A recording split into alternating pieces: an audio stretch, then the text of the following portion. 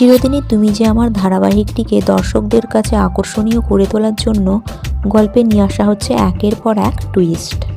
যেমন আর্য অপর্ণার বিয়েতে দেখানো হলো রাজনন্দিনীর ঝলক, অর্থাৎ রাজনন্দিনীর যে রহস্যময় কাহিনী এই গল্পে চাপা আছে তা ধীরে ধীরে এবার উন্মোচন হতে চলেছে।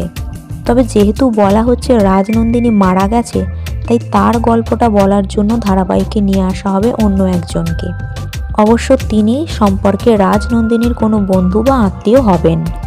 শোনা যাচ্ছে চিরদিনই তুমি যে আমার ধারাবাহিকে এন্ট্রি নিতে চলেছেন জনপ্রিয় অভিনেত্রী স্নেহা চ্যাটার্জি, আর এনার চরিত্রের মাধ্যমে রাজনন্দিনীর কাহিনীটা দর্শকদের সামনে উঠে আসবে।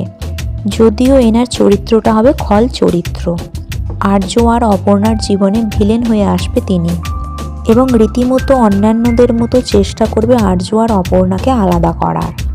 তবে তাতে সফল হতে পারবে কিনা সেটাই এখন দেখার বিষয়।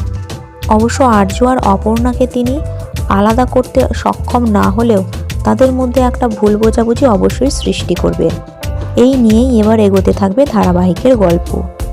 সো বন্ধুরা, চিরদিনই তুমি যে আমার ধারাবাহিকে অভিনেত্রী স্নেহা চ্যাটার্জির আগমনের জন্য আপনারা কতটা এক্সাইটেড নিজ কমেন্ট সেকশানে জানাতে ভুলবেন না। ভিডিওটি ভালো লেগে থাকলে লাইক, শেয়ার এবং চ্যানেলটিকে সাবস্ক্রাইব করে রাখবেন।